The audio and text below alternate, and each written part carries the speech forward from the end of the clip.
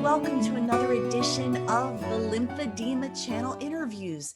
Today, I am honored to share a story with you from someone that I just recently met, and her story is inspiring, and the work she's doing to support and uplift and educate the lymphedema community is tremendous, and she's been doing it for 10 years. Please welcome Alexa Ercolano. Alexa, nice to meet you this way. Thank you, Brenda. It's really such a pleasure to meet you. I'm such a fan of what you're doing with these interview series and really humanizing the lymphedema community for people who might not really know us so well. So I'm Well, really excited to Alexa, be here. everybody knows you as the Lymphie Life. Yes. They may not know you as Alexa as much as they do the Lymphie Life, and you are all over social media. You have an amazing blog. I want to direct people to that blog. And I was fangirling when I met you because you have such good information on there. And when I saw that you were linking back to the Lymphedema channel, which is our YouTube channel for lipedema stories, I was like, oh, thank you, thank you, thank you. So how did you come to, first of all, learn that you had lymphedema? Well, so I have primary lymphedema, and like most people with primary, there's kind of a lot of ambiguity around why I have it or what caused it. I'm a twin, so when I was born, my sister, she's got perfect lymphatics. I joke she hoarded all the good lymphatics in the womb. I had swelling kind of right from the start, and also my feet were turned inwards. So I had corrective casts as a baby, and at first we thought the swelling was from that. But as I got older, the symptoms didn't really go away. And my parents took me to a number of specialists, and they said, oh, she'll outgrow it. We don't know what it is. So I didn't actually get diagnosed until I was 14. My mom had a friend who was a plastic surgeon.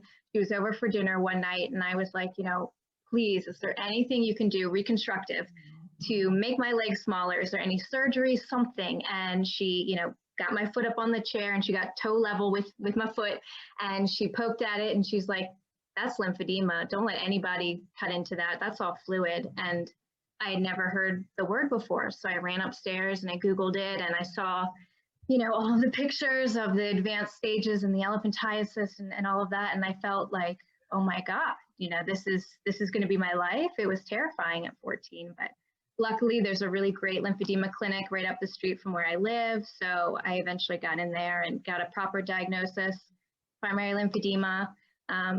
And that's where I am now. So I've just recently interviewed two other young women who found out about their lymphedema during puberty.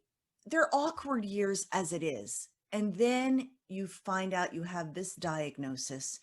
What was the learning curve like to manage the condition, and how successful were you at it? Because obviously, to look at you, nobody would know that you have any kind of condition managing this. And I realize we're only seeing from the waist up, but you're on top of this. So how did that happen? What was your learning curve? Well, the learning curve kind of started before the diagnosis happened. I always had my big leg, as we called it, when I was a kid. Always had to get 2 different size shoes and things like that. But when I was in middle school, prior to my diagnosis, I was at a Catholic all-girls preparatory school, so rife for critical commentary from my peers. And I had one of my friends at the time. She was doing that thing young girls do where they're kind of fishing for compliments, and she was like, oh, I'm so ugly, and I fell on my sword, and I was like, no, I'm the ugly one, not you. And she looked me up and down, and she said, you wouldn't look so fat if you didn't have that ankle. And I was like gobsmacked, and that was the first time. My leg had always been this objective thing. It was big, that was it. But having like a quality assigned to it, that it was a bad thing, that kind of set me on a way of looking at my leg as this burden for a while. So then when I got the diagnosis and saw, oh my gosh, it's going to get bigger, it kind of was a catalyst for what would turn into like a decade-long battle with purging anorexia and substance abuse, because I thought erroneously that if I lost weight, my leg would be smaller. And obviously there were a lot of other issues that compounded that. It wasn't just lymphedema, but that was a big driver for it. And even when I finally got the diagnosis, got into treatment, I never wanted to wear my compression garments. Being a teen girl, you don't want to have this medical looking thing on. I still don't want that medical looking thing on my leg.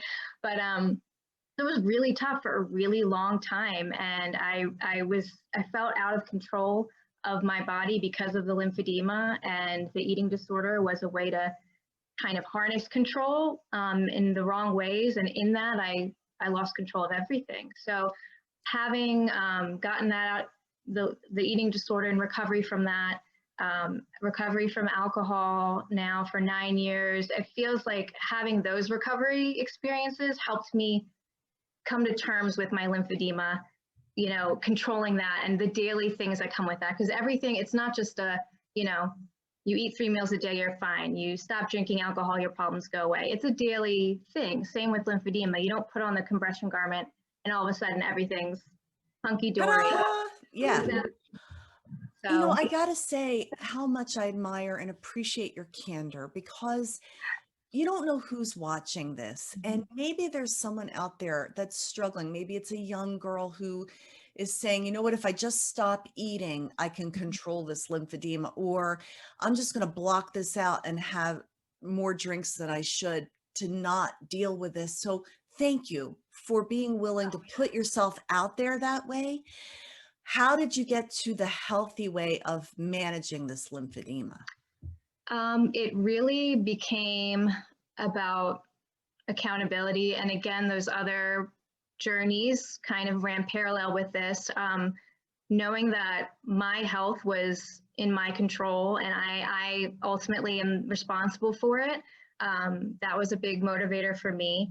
And honestly, the blog was another way to keep me accountable. I have to practice what I preach. I can't be telling people, wear your garments and try and be confident in the face of this and blah, blah, blah, if I'm not doing that myself. So that really helps hold me accountable too.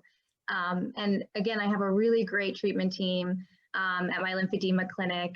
Since I was a teenager, I've been seeing them, and I'm a lot more compliant now, much to their, happiness as well. But it took a while to get there. And a big part of that too was reaching the point where my health and my comfort with my leg, in terms of wearing the compression and things like that, that outweighed any preoccupation I had with what other people would think if they saw my leg or saw the compression garment. It's like, who cares what they think? What's more important, I'd rather be supporting my lymphatics and be wearing my compression than worry what some person that I'm never going to see again is going to think in passing of my leg. But that was a hard thing for me to shake, because for so long I was constantly hyper aware of how others perceived me. And even having mild lymphedema, it's kind of this weird purgatory of like, normies, they look at you and they don't quite notice it, but then they see, did you sprain your ankle? Or like what, they just notice enough to ask. But then on the other side, in the lymphedema community, I've had lots of people leave comments on my pictures or things like, oh, why don't you post pictures of people with real lymphedema? Or, oh, easy for you to wear a skirt, like your leg is small. And it's really difficult to find that space where it's like, I deserve to take care of my health. My struggles with lymphedema are valid, from both sides of it. It's a big deal to me because I live with it, but, I don't know. It's just, it all comes down to sort of valuing my own self and my health above anything external at the moment, which is hard, but. That's such an important message. And I've said to several of the people I've interviewed, life is really a journey to self-love and self-acceptance. I've found that in my own life. Everybody's got something, whether it's lipedema, lymphedema, insecurities, you name it. We've all got something, and grappling with that and wrestling it to the ground and saying, you know what, I am worthy of taking care of me, and to not just manage your lymphedema, but to manage those critics, external and internal in your head. That's a powerful place to be.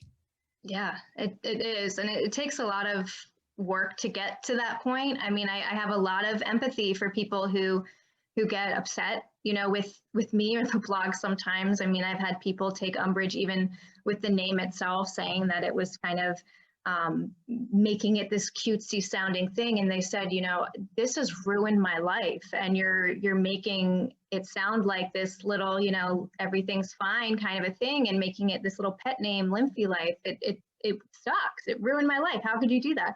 And that anger is really valid, because I've been there. I know that. And I know how pacifying it can feel to have people say, just be positive and say these positive affirmations and this and that. I totally understand that. And I think, I do think there's a lot of power in words. I was an English major, so I'm kind of biased to being a kind of a word nerd with stuff like that. But the words, I changed the words that I use when talking to myself, and that helped a lot.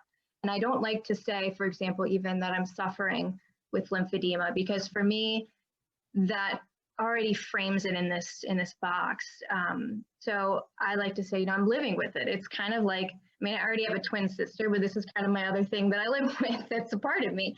And I just have to adjust when necessary with it. And if it means speaking up for myself more often when I need to sit down, or, pre-COVID, I would take the bus to work and speaking up when I need to sit down and have a seat, when it's standing room only in there. That takes a lot to do sometimes. And I'm not always good about speaking up for my needs, but it certainly helps when I know that my leg is going to be screaming at me later and in so much heavy, dense pain. And that motivates me to, well, maybe I can ask someone to get up for a second. That is another really great point. And I love that you mentioned the whole matter of being careful with your words, and yet being who you are and framing it in a way that feels good to you. When I first started to do the interviews with the lipedema and the lymphedema community, I messed up with my words all the time. And I also am a word nerd. But I've learned from everybody I've talked to, I've learned something to help me get better at bringing these stories to light in a way that's respectful and feels good to everybody. You're never going to please everyone, but the Lymphie Life, okay, the Lymphie Life is a registered trademark, as well as Stay Elevated. Let's talk about your registered trademarks, the importance of these words and the evolution to become the Lymphie Life, because you didn't start out your blog with that name, did you? No, I started as, I think, like Alexa's Corner or something in 2011, and then I changed it to Lymphalexa, which led to a funny gaffe by, in 2015, I helped share the story of this girl who had lymphedema, and it went viral, and she had lymphedema as a symptom of another larger disorder she had. And her story went viral. It was very inspiring, but People magazine they wrote about her, and they said she had Lymphalexa was the name of her condition instead of lymphedema. And I was like, oh my God, my mom's always said I've been such a pain. And now I could say I'm a disease. I'm an actual condition. Oh my goodness. But I changed it. I think I settled to the Lymphie Life somewhere in middle of 2011. And it just felt like it kind of fit. And at the time, I was very new to blogging. I had another blog at the time too that was more centered on eating disorder recovery and things like that. That's no longer active. But it was sort of this very informal shout into the void. And I just wanted to see who else was there and could talk to me. And it evolved from that. And over the years, as the Lymphie Life kind of grew, and I started making little doodles, and I have a little online store with merch and my slogans and stuff. I felt like, coming from the marketing background that I work in marketing and communications, ultimately you have to kind of protect your brand. And it feels icky to call this a brand, because it's me, it's part of me. And I don't like that whole idea of making it seem like it's about, keeping people away from using the slogan or whatever. But I put a lot of work and effort into building this up into what it is. And my dream ultimately is to make the blog, the only thing I do, and to really work on that and make it what I dream of it being. But dreams don't have health plans, and I need my compression covered, so that is on hold for now. But until then, I knew I had to continue protecting the Lymphie Life and what it stands for. I applaud it. I think it's awesome. And it's important that you protect something. It's your intellectual property. And Yes, I'm that's excited about more people finding you even after this interview. Now, thank you. stay elevated Hmm. has sort of a dual meaning. Yes, it's a double entendre. No, it to me it means stay elevated, not just with your attitude and your outlook and your spirit, but also to keep your limbs elevated. That's one, aside from compression, that's one of the main things we do to manage our symptoms and manage our swelling. So I thought that worked on two levels, and I was tickled by that, so I kind of stuck. But When yeah. you started, and for to do anything for 10 years is remarkable. To do a blog, for which is really a labor of love. It's not like it's funding your life, for 10 Mm, years is amazing. thank You you. said you put it out there into the void. Mhm. Were you surprised when some of your posts went viral? And what is your viewership or readership now?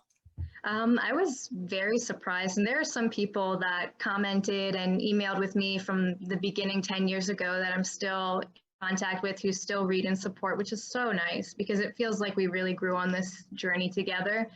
Um, I've learned a lot in those 10 years too, as far as the etiquette of having a blog and putting writing out there. The more that it grew, the more I realized, there's a responsibility that comes with writing on these kinds of topics too, medical topics. I'm not a medical professional. I'm a patient, so I had to be really careful in the way that I worded things. I have disclaimers all over saying, don't ask me for medical advice. And I still get emails all the time of people all around the world that are seeking advice or send me pictures of their swelling and this and that. And it breaks my heart because it comes from such a desperate place of wanting answers. And I know what that's like. And to have, the medical community who are supposed to have all the answers and are supposed to treat you, have them not even know what lymphedema is, it really, disenchants you a little bit. So I am empathetic when I get those kind of emails. But I'm human. I work full-time job, so I really don't get to work on the blog as much as I'd like to. I'm constantly running on maybe 4 or 5 hours of sleep.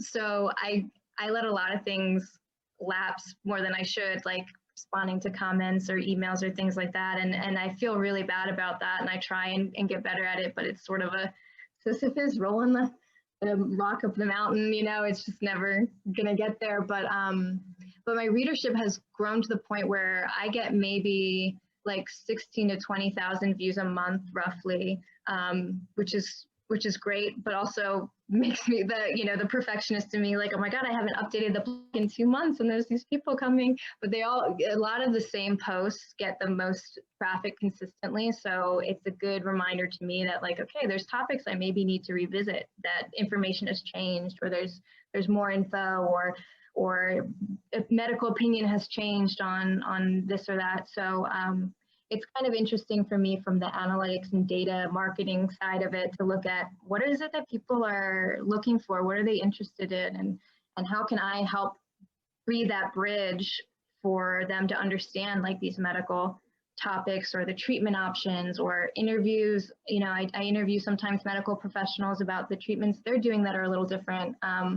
Book reviews, things like that. I just love to do it and be this sort of liaison for people. But I also like to throw in some posts too. Like, one of my personal favorites was looking for hidden lymphies in the art museum, like going to a museum or something and finding art that looks like they could have lymphedema. They've got a swollen looking leg or whatever, and finding that or creating that representation themselves retroactively. So I like to do stuff like that too, but it's never, I'm never able to work on it enough. I'm never able to put in enough time to really, fulfill what I'd like to be doing with it. So it's kind of, a Well, bittersweet. I'm rooting for you to fulfill your dream, where Thank one day this can be what you do full time. And when it comes to one of your posts, of course, I was intrigued by to pump or not to pump. Yes, And so you said it's time to do an update. We would love to perhaps work with you about a product review on the Lymphopress, but would that's love a topic for another day. I'm that. excited to collaborate with you. I'm Something game. interested me. I know, I love that about you. Your game. Um, One thing interested me in your story. There was some confusion about whether you were actually secondary or primary Hmm. lymphedema early in your journey. And I Yes. think that's an interesting part of your story. Do you mind sharing that? Sure. So back to earlier when I mentioned I was born and my feet were turned inwards, I had these corrective casts on for the first couple months of my life that were, sawed off every week and replaced. And we thought for a long time that when they sawed off the casts at one point and replaced them, they put it too tight on that leg, and maybe that's what damaged the lymphatic system. But Wow. yeah, so we kind of just assumed that was the case because we didn't know anything about the genetic side of it or anything like that. And then when I got into the lymphedema clinic that I'm, seen at, and they examined me, and I had, nearly 15 years at that point of untreated lymphedema. So there was some fibrosis and things like that they had to work out and everything. But after a while working with me, they thought, this might be primary. And they thought that because, the swelling, as well as my parents could remember when we really thought about it, they're like, I think we saw that before the cast even went on. And then with twins too, I think there's some correlation with twins. Like Heather Ferguson of Lymphedema Treatment Act, her sons are twins, and one of them has lymphedema and one doesn't.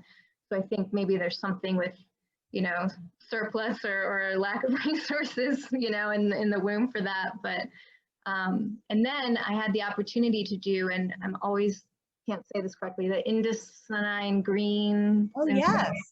Well, I always say the ICG. CG. I had an opportunity to do that at the NLN last year, 2019. Gosh, time flies. But and when we did that imaging, we saw that it might be that I have underdeveloped lymphatic vessels, and even in my quote unquote unaffected limb, it looks like there is probably some that were maybe missing there too, which tracks because sometimes that leg gets swollen too if it's really hot out or if I'm on my feet all day. So of course, in my mind, I'm like, oh my God, it's spreading, but I try and be proactive, and I wear like over the counter compression sock, on that leg sometimes, or get ahead of it a little bit. But Well, you've done some amazing interviews as well. And I know you're on the cutting edge of what's happening in lymphedema. So what's exciting to you right now? Either medical advances, you mentioned the Lymphedema Treatment Act. What's exciting to you as a thought leader in this regard? oh gosh. Well, actually, and I have an interview coming out hopefully later this month with Dr. Cherie of the Live Today Foundation and Rick Carrion, who is the managing director and CEO of ImpediMed. And they are doing this really great partnership to try and get this lymphedema prevention program into more cancer clinics to get the studies that they did they used the bioimpedance spectroscopy technology and LDEX scores to kind of take baseline measurements of cancer patients as they go through their treatment and afterwards. And they can catch up to, I think it's 2 tablespoons of a change in lymphatic fluid with this device. And it's so much more of an accurate and quick and reliable way of measuring these volume changes than, the tape measure. How many times have we been measured and, one therapist does it one way, one has their other way of doing it. It's just human error, and that's natural. But this device can reduce the risk, some studies said, of I think up to 82%. It can prevent or reverse secondary lymphedema in these cancer patients. So it's like, God, why isn't this in every clinic? So I think that's really exciting. So I have a 3-part blog series about their collaboration, and that coming out soon, which I'm super excited about. But just in general, I think the community itself has really exploded online, especially Instagram is a big place for it.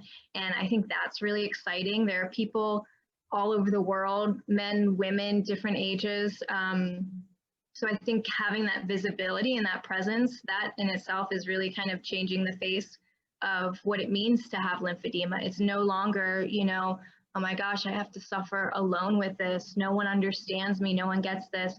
Instead, it's, I have this global community already of people who, we live entirely different lives, but they understand how it feels when you eat, a handful of salted nuts and now your leg feels like it's going to pop, or things like that. You have that camaraderie and that, connection right away, which is, it's so bolstering. I really love that. So I don't want to, I could talk to you for the next few hours, and you are a busy professional, and I've loved every minute of this fleeting interview. So let's give you the platform to close with something that you would say to someone watching who perhaps has just started their lymphedema journey, or maybe is weary and has been doing this a while. Mhm. What would you say to help them stay elevated? Oh, I would say, you are your own best advocate when it comes to living with lymphedema, as far as your treatment, as far as, the medical attention that you get. You have to speak up for yourself, even if that's to yourself. If you're having days where you're feeling like, God, I don't want to wear this compression garment, I do not want to do my pump, you got to tell yourself, hey, I'm running this show. I'm in charge of this. I have the choice to do what I know will help me and make me feel better and support me, or I can make the other choice. And although the other choice is a little easier, it's not always the right one, and it's tough. But I think that being accountable to ourselves is the most important thing we can do. We're in charge of our destiny when it comes to lymphedema, in terms of getting our garments on and all of that. I don't know, if you're struggling, just play the whole tape through and remind yourself how bad it feels when you go a day without that compression. Why do that to yourself? You gotta love yourself and love your leg. Or your arm. A happy Lymphie limb is a happy Lymphie. So hang in there. Alexa, that's such a great way to end the interview. I can't thank you enough for your time, but I actually feel like we should do this again. Oh, I would love Perhaps, that. just check back in with each other, because you've got so much to say, and you've got this unique mix of personal experience plus your mastery of words and your ability to communicate them is doing such a service in the lymphedema community, for which I honor and applaud you. I thank you for your time. Congratulations on 10 years at the Thank Lymphie Life. you. Thank Please you. do follow Alexa at the Lymphie Life. That's the correct handle, right? Instagram, it's just Lymphie Life, but everywhere else it's the Lymphie Life. Yeah. Perfect. Thank you for correcting that. No And problem. for those of you watching, thank you for taking the time for you to encourage yourself to be inspired, to perhaps glean some ideas from Alexa's story that you could implement in your own life. Again, we say we're not offering medical advice, but we sure are meaning to uplift and educate the lymphedema community. If you know of someone that would be a great interview, please send them my way, or send them Alexa's way. We both do interviews, and we are happy to talk to you, and keep everybody elevated, to stay Yeah. elevated. So with that, have a great day, everyone. Thank you, Alexa. Thanks so much, Brenda. Have a great day. You too.